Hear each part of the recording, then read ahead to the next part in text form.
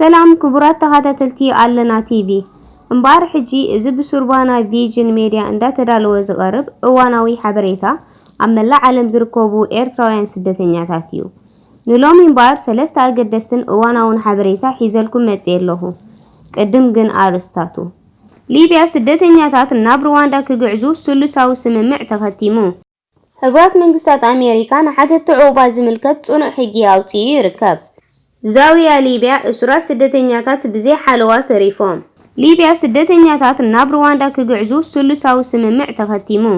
መንግስቲ ሩዋንዳ ላዕለዋይ ተጸዋዒ ስደተኛታት ሕቡራት ሃገራትን UNHCR ሕብረት ኣፍሪካን ሶሉስ 10 መስከረም 2019 ስደተኛታት ካብ ሊብያ ዝግዕዝሉ መሰጋገሪ ኣገባብ ከቆሙ ዘኽእሎም መዘክር ከቲሞም። ብመሰረቲ ኣብ መርበብ ሓበሬታ ላዕለዋይ ተጸዋዒ ስደተኛታት ሕቡራት ሃገራት UNHCR ወፂ ዘሎ ሓበራዊ ወግዓዊ መግለጺ መንግስቲ ሩዋንዳ ነቶም ኣብ ኣብያተ ተማሰርቲ ሊብያ ተዳጊኖም ዘለው ስደተኛታትን ሓተት ዕቑባን ክቕበልን ክዕቁብን እዩ። ቶም ስደተኛታት ናብ ውሑስ ቦታ ዝተሰጋገሩ ብወለንተኦም ከም ዝኸውን እውን እቲ መግለጺ ይሕብር። ኣብቲ ኣፋፊ ኩነታት ዝርከቡ ህፃናትን መንእስያትን ዝሓቆፈ መብዛሕትኦም ካብ ሃገራት ቀርኒ ኣፍሪቃ ዝኾኑ ስደተኛታት ዝርከብዎም 500 ሰባት ዘጠቃለለ ቀዳማይ ጉጅለ ክግዕዝ እዩ። ናብ ሩዋንዳ ምስ በጽሑ ላዕለዋይ ተጸዋዒ ስደተኛታት ሕቡራት ሃገራትን UNHCR ፍታሕ ዝረኽብሉ ኩነታት ክከታተል ምዃኑ እቲ መግለጺ የብርህ። እቲ መግለጺ ብተወሳኺ ገለ ስደተኛታት ናብ ሳልሰይቲ ሃገር ብምስግጋሮም ተረባሕቲ ኮኑ ከለዉ ካልኦት ድማ ኣቐዲሞም ዕቑባ ሂበኖም ናብ ዝነበረ ሃገራት ክምለሱ ደገፍ ክግበረሎም እዩ ወይ እውን ናብ ሃገራቶም ምምላስ ውሑስ እንተኾይኑ ከም ዝምለሱ ክግበር ምዃኑ ኣስፊሩሎ። ገለ ውሑዳት እውን ብዝምልከቶም ሰብ መዝታት ስምምዕ እንተተበፂሑ ኣብ ሩዋንዳ ክተርፉ ፍቓድ ክወሃቦም እዩ። ናይ ምግዓዝ በረራታት ኣብ ዝቕጽል ሳምንታት ክጅምሩ ትጽቢት ከም ዘሎን ብምትሕብባር ሰበስልጣን ሩዋንዳን ሊብያን ክትግበር ምዃኑ እውን እቲ መግለጺ ኣስፊሩሎ። ሕብረት ኣፍሪካ ኣብ ምግዓዝ ስትራቴጂያዊ ፖለቲካዊ ደገፍ ኣብ ምሃብ ምስልጣንን ምውህሃድን ከምኡውን ጸጋታት ኣብ ምኽታት ሓገዝ ክገብር ከሎ ላዕለዋይ ተጸዋዒ ስደተኛታት ሕቡራት ሃገራትን UNHCR ድማ ኣገልግሎት ውሕስነት ከም መግቢ፣ ማይ፣ መንበሪ፣ ትምህርትን ኣገልግሎት ጥዕናን ዝኣመሰሉ ኣድለይቲ ሰብኣዊ ሓገዛት ከቕርብ ምዃኑ እቲ መዘክር ሓቢሩሎ። ላዕለዋይ ተጸዋዒ ስደተኛታት ሕቡራት ሃገራትን UNHCR ሃገራዊ ማሕበረሰብ እቲ ስምምዕ ተግባራዊ ኣብ ምግባር ጸጋታት ከበርክት ጻውዒት ኣቕሪቡሎ። ሕቡራት መንግስታት ኣሜሪካ ንሓተቱ ዕቑባ ዝምልከት ጽኑዕ ሕጊ ወፂኡ። ካብ በብዓይነቱ ግፍዕታት ግህሰት ሰብኣዊ መሰላት ሃዲሞም ናብ ሕቡራት መንግስታት ኣሜሪካ ዝፈለሱ ኣሽሓት ስደተኛታት ኣብታ ሃገር ዕቑባ ክረኽቡ ብምትስፋው መዓልታዊ ብደቡባዊ ክፋልታ ሃገር ወትሩ ምስ ወሓዙ እዮም። ዝሓለፈ ረቡዕ ብላዕለዋይ ቤት ፍርዲ ሕቡራት መንግስታት ዝወፀ ትእዛዝ መሰረት ግን ዳርጋ ንኹሎም ዕቑባ ኣይክወሃቦምኒ።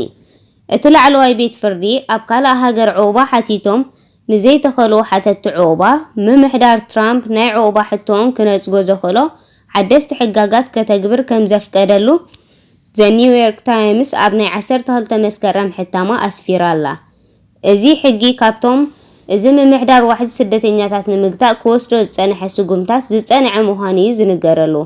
ወሃቢት ቃል ናይቲ ንጉዳይ ዕቑባ ዝከታተል ወኪል ጸጥታ ውሽጣዊ ሃገር ከም ዝሓበረቶ እቲ ወፂ ዘሎ ፖሊሲ ንድሕሪት ተመሊሱ ካብ 16 ሐምለ ተግባራዊ ክኸውን።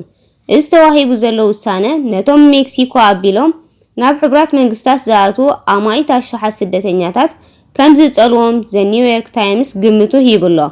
ቁጽሪ ናይቶም ኣብ ሜክሲኮ ዕቑባ ሓቲቶም ዘለው ስደተኛታት ካብ ዝሓለፈ ሒደት ዓመታት ኣትሒዙ ሰማይ ዓሪጉ ይርከብ። ሓደ ስሙ ክጥቀስ ዘይደለየ በዓል ስልጣን ሜክሲኮ ከም ዝገለጾ እቲ ቅድሚ ሕጂ ኣብ ሕቡራት መንግስታት ኣሜሪካ ዕቑባ ክሓቱ ንዝደለዩ ጉዳዮም ክሳብ ዝረአ ናብ ሜክሲኮ ዝስደዱ ዝገብር ዝነበረ ኣገባብ ኣሰራርሓ በዚ ሓድሽ ወፂ ዘሎ ውሳነ ክተርፍ እዩ። እቶም በዚ ሓድሽ ውሳነ ዝጽለዉ ኤርትራውያን ዝርከብዎም ካብ ፖለቲካዊ ጎነፅ ጭቆና፣ ሓለንጊ ድኽነት፣ ገበነኛታት ጉጅለታት ዝሃደሙ ካብ ካሜሮን፣ ኒካራጓ፣ ቬንዙዌላ፣ ሆንዱራስ፣ ሳልቫዶርን ጓቲማላን ዝመጹ ስደተኛታት እዮም። 14 መስከረም 2019 ዛውያ ሊብያ እስራት ስደተኛታት ብዘይ ሓለዋ ተሪፎም።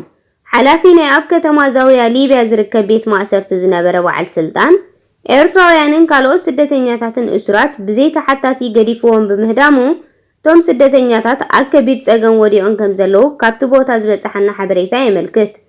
ወከልቲ ቶም እስራት ንሱርባና ቪዥን ሚድያ ከም ዝሓበርዎ ሓደ ተራ ዋርድያ ናይቲ ቤት ማእሰርቲ ኣብ ሓደ ክፍሊ ዝነበሩ ናይ ዓባይ ሰዓል ሕሙማት ምስ ፍርናሻቶም ኣብ ደገ ደርቢዎም ነቲ ክፍሊ ዓፂዎ ወላ እኳ እንተኸደ ብደገ ንስሎም ብዝተገብረ ፀቕጥታት ኣውያትን ንውሽጢ ከኣትዉ እኳ እንተተገብረ እቶም ሕሙማት ብናይ መድሃኒት ሕፅረት ይሳቀዩ ምህላዎም ይሕበር። እቶም እስራት ኣብ ከቢድ ፀገም ወዲኦም ይርከቡ። እቶም ሓበሬታ ዝሃቡ እስራት ንወኪል ላዕለዋይ ኮሚሽን ስደተኛታት ሕቡራት ሃገራት ኣብቲ ቦታ ደው ኢሎም ከም ዘይመለሱሎም እውን ሓቢሮም። በዚ መሰረት እቶም ሕሙማት ብዘይ ግቡእ መፅለሊ ኣብ ደገ ተደርብዮም ይርከቡ። ብዘይ ዝኾነ ተሓታቲ ኣብ ጥራሕ ጎልጎሊና ተደርቢና ዘለና ተራ ዋርድያ ድላዩ ይገብረና ክብሉውን ወከልቲ ቶም እስራት መረሮም ኣቕሪቦም ኣለዉ። ኣብቲ ቦታ ናይ ኩነታት አንጸላልዩ ከም ዘሎን ቶም ስደተኛታት ኣብ ኣዝዩ ሓደገኛ ኩነታት ከም ዝርከቡን ተፈሊጡሎ። ብዝምልከቶም ኣካላት ናብ ሕቡራት ሃገራት መጽዋዕታ ቀሪቡሎ። ነዚ ኩነታት ኩሎም ዝምልከቶም ወገናት ክከታተልዎን ፍታሕ ኣምንዳይ ኣበርክቶ ክገብሩውን ጻውዒት ቀሪቡሎ። ኤርትራውያን ዝርከብዎም ብርክት ዝበሉ ተጣዋዕቲ ሰብኣዊ መሰላት ዝከኣሎም ጻዕርታት የካይዱ እኳ እንተለዉ እቲ ጉዳይ ዛጊት ፍታሕ አይረኸበን ዘሎ። ኣብ ቤት ማእሰርቲ ከተማ ዛውያ ልዕሊ 680 እስራት ስደተኛታት ከም ዝርከቡ ሰነዳት ይሕብሩ። 12 መስከረም 2019